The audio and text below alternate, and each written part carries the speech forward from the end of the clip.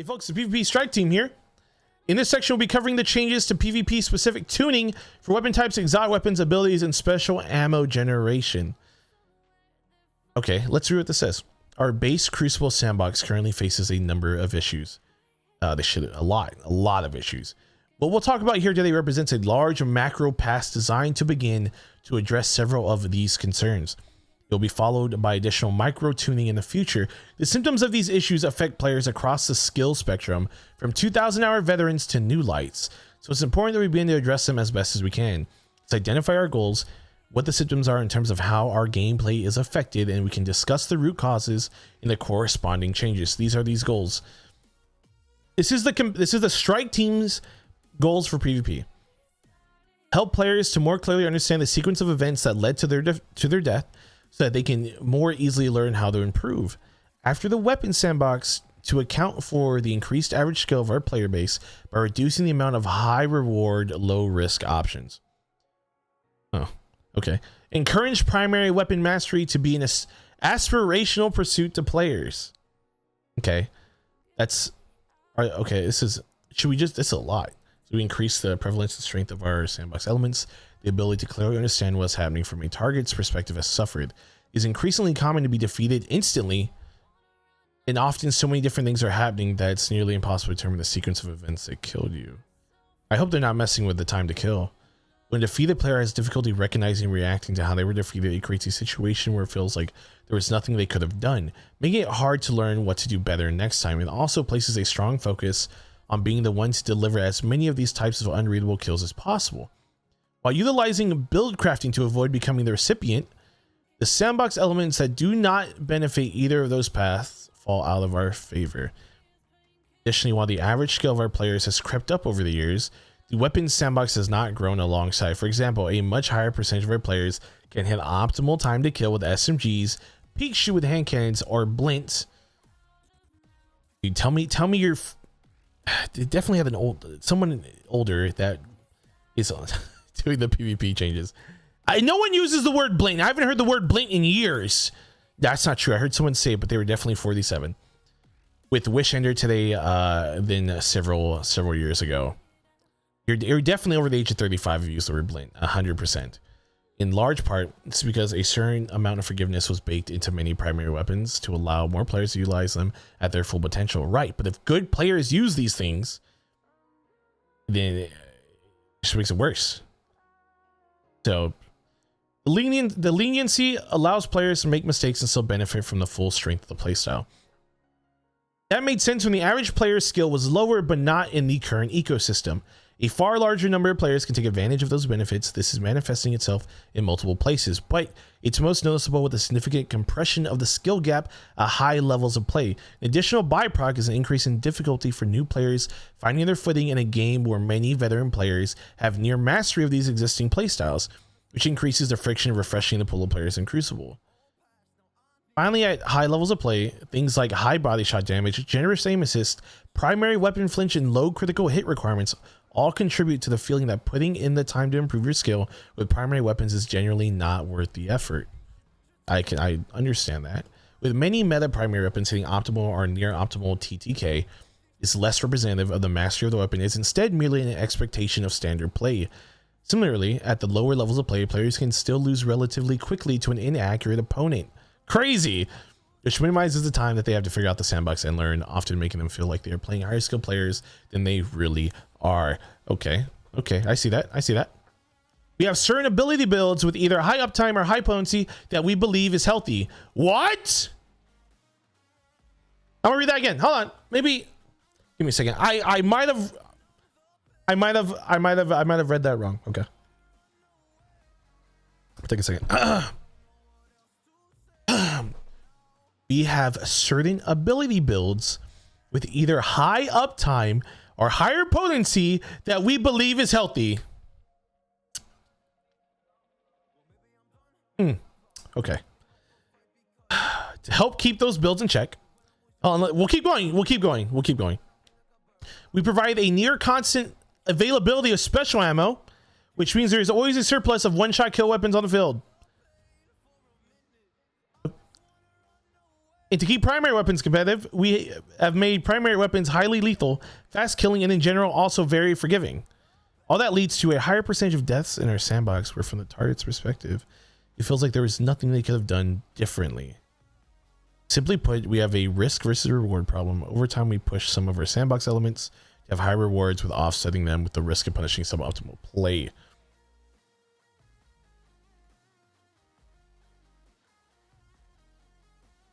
I didn't read it wrong. So that first part, they believe having there's no way I read that wrong. I'll read it again. We have certain ability builds with higher uptime and higher potency than we believe is healthy. Higher uptime. Is higher uptime mean longer? We mean then. Oh, you're right. Then we believe is healthy. Okay. Sorry. You're right. You're right. I'll take it back. I take it back. I read it again. Okay. You're right. They have builds that and what they believe is healthy. Okay. God, dude, fucking college failed me, dude. You're right. I read that wrong. I shouldn't be upset. So they're saying they don't believe it's healthy to have ability builds with higher uptime or higher potency, which is good. But they're still not changing those builds. They're essentially giving us a ton of special, and they're making primary weapons even better to deal with those builds. Now, I don't know if that's good or not. The problem with special all the time, in a perfect world where cheaters don't exist, I think that's okay. But I also don't like when people lean into specials to give insta-kill possibility consistently, right? And that's the tough part. The primary weapon's really cool, but like, if they're all on the same playing field, like why is someone gonna run a hand cannon over like an auto rifle? You know, and that's gonna be the tough part, you know, and that's kind of I don't know. It makes me worried because it goes from we really want primary play to saying we're not messing with the high uptime builds. We're just gonna give you more special ammo, and we're gonna make primary weapons stronger. So that's what I'm worried about. So let's take a look. Player health. You know, I think a lot of us can agree. We all have some mental that we need some help with. We have 2 goals. The following increase to player health. Oh, they're changing the action. Okay. It gives us far more, I don't know if I would say the word, granularity. I got it! Far more granularity to balance our current and future sandbox elements. It lets us decrease the relative lethality of multiple sandbox elements, grenades, and body shot damage all at once and universally. Player health will be reduced by 30 HP in base Crucible. So players have 100 health from 70 and 116 to 130 shield depending on the player's resilience values. Okay. So we're over the like 200 health, right? Is definitely where we're over, because it used to be like what? It was 180 to 195. Is that what we're looking at? Like 180 to 195 like currently? And now we're pushing over into 216 and 230 health? I know 185. If you run under 2 rezo, I think you drop down to 179. But I was saying like, is it 180 to 201 right now? Yeah, so you get 230 health with 10 rezo, which is a pretty big jump from 201. Okay, well, we'll keep going. I don't know how I feel about that. It all depends what they do, the weapons and abilities and stuff like that. If that health is gonna, if it's just gonna make the TTK like feel horrendous, but we'll see. Ability cooldowns. Melee, grenade, and class ability cooldowns now have a 15% penalty applied to them in Crucible only. That's not bad. Super cooldowns now have a 20% penalty applied to them in Crucible only. You're still gonna 20%. I'm trying to think about how much 20% would be. Let's trials. You get your well if you're playing okay. You can get your well by round 6, right? Six isn't bad. Is this 20% gonna make it to where you won't get it to like round 8, which is almost a full game, which isn't horrible, right? But that's what I'm saying. I think they're buffing. They talked about buffing weapons, primarily primary weapons, to deal with the health, but the health is gonna help you stop from dying to abilities, and you're gonna die more so to weapons, which isn't bad. If that's what they're doing to compensate, right? They're trying to compensate for that, and they're trying to make it to where you're gonna die to you're gonna die quicker to primary weapons than you would die to abilities. That's kind of nice. That's kind of nice. We don't have an update, Ace. We don't have the actual update until March the 5th. This is what's coming. These are patch notes at its core, though, right? You're seeing the numbers, but we're gonna get patch notes when it's actually put in, when the patch is done, right? So we're looking at them through the TWAB. All right, but a lot of it, this could be good. This could be good. It just really, they're essentially adding some checkmate stuff already into the core Crucible, which I like, right? Out of everything I've read, this right here is literally the best thing I've seen. Out of the whole thing, this is the best thing I've seen, right? Reducing abilities as a whole by 15% and then reducing your supers by 20% is fantastic. I think that's great. I think that's the best thing I've seen so far. I think 15% is really good. And I don't feel like it's too much. Super cooldowns are really good. The problem is obviously there's still supers that are going to be better. There's still supers that are a lot better. So that change in itself that's pretty good. Now ability damage. Supers increase base super damage by 31%. That's okay. It takes longer to get. They should be stronger. That's good. Melees. Why? To account. Oh, okay. Increased health. Increased health. Okay. Because we're essentially, if you're, let's say you're a tithing, you're gaining 30 health. Everyone's gaining 30 health, right? So that's not bad. So that makes sense why everything's being increased. It's still going to be one hit. So this makes you one hit still with the new changes. So the melee is still going to be 2 hittable. 31%. It takes longer to get it, so it makes sense. Dude, this is, oh my gosh, this is a long twid. But that's good. I think this is all really, really good for the base health of PvP. I think all this is actually a really, really good change. But they do need to attack certain supers and weapons and abilities at its core. Primary weapon archetypes. Pulse rifles, auto rifles, sidearms, and scouts. Increase crit damage by 14%. Realistically, these numbers, I think, they're not making the weapons that much better. They're just making the damage numbers increased to match the increase in health. So it's hard to really see what these numbers are doing in terms of a buff. And I think they're just numbers to increase the damage to deal with the new player health. So I don't actually know. I don't know what percentages mean where or what, but you know, hand cannons increase critical hit damage by 10%.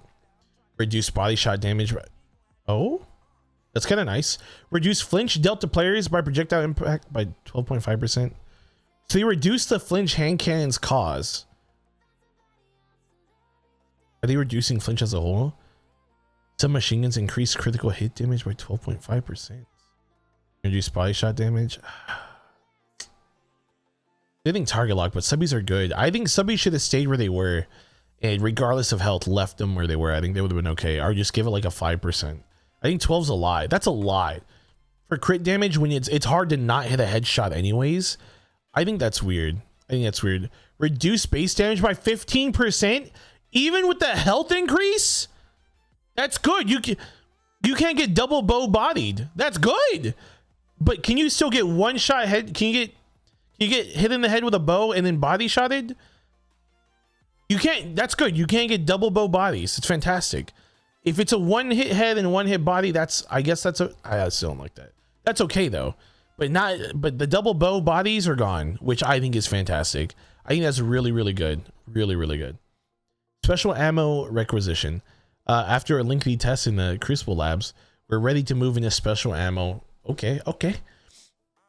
You will start every game, all game types including round-based modes like Dominion, with 2 kills worth of special ammo for your chosen weapon.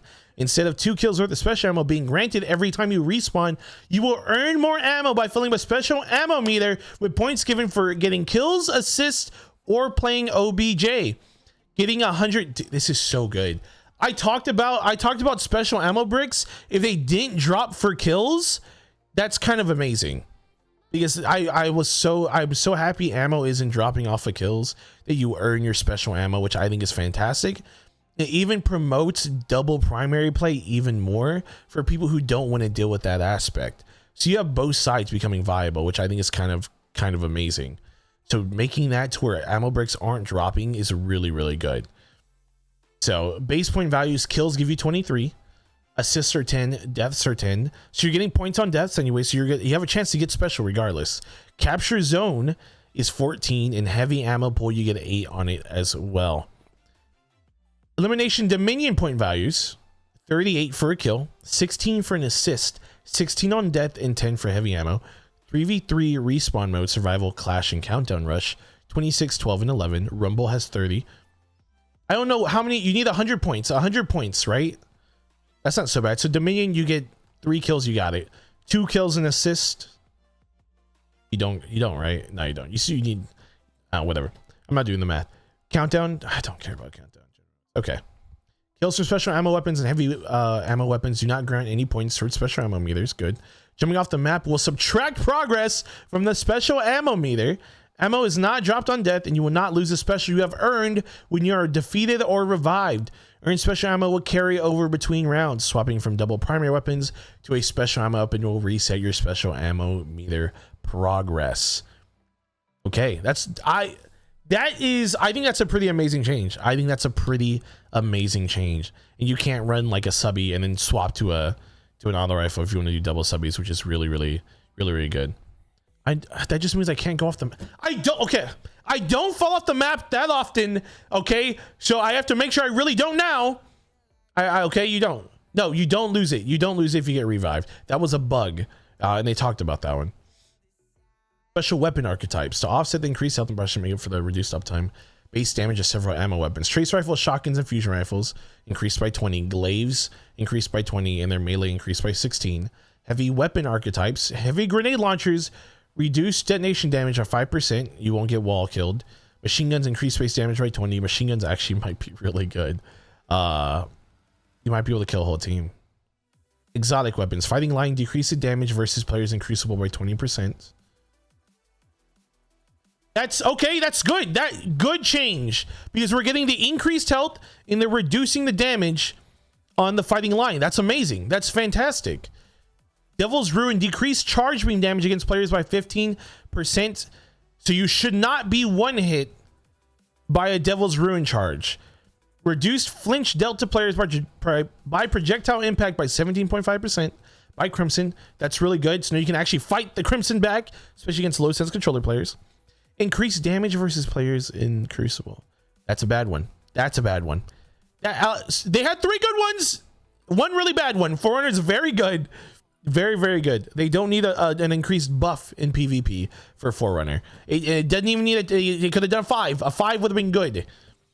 Symmetry. Increased revolution damage versus players. Is that the you know, the big one? So, that's pretty crazy. That's a buff to Forerunner. That doesn't make any sense. No, 20% for a Forerunner, I think that's still a buff. So if we look at the melee damage changes, right? It's 16%. So that's a 2-hit melee. So 16% is the number that I'm guessing based on all the fucking percentages they're throwing at us.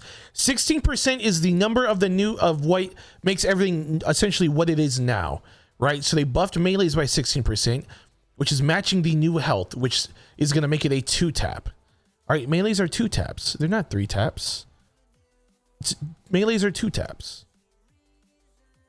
So my guess is they're anything above 16% is a buff. Oh, Forerunner? Yeah, they made Forerunner a 3-tap for sure. Yeah, it's still a 3-tap. But it's still a buff. If the number is 16%, they give it a 4% damage buff, which I think is kind of wild. Because what if you play someone? Can you 2-tap someone with 2 Rezo? You know, yeah, you can 3-tap OV probably. But Forerunner I think it has too much ammo for how much damage it outputs. You read then as that 2 times. You make me dumber, Rookham, because you don't type all the time. All right, that's a lot. Okay. That's a lot. That's a lot of changes. You can get all this. Boom. There's your emblem. This is probably, in my opinion, best emblem Bungie has ever given away for free. Right there. Okay. Yes! Dead Cliffs! Dead Cliffs! You know, I was worried. I was worried. I was worried. I was really worried. We finally have dead cliffs. Woo! All right. I'm excited.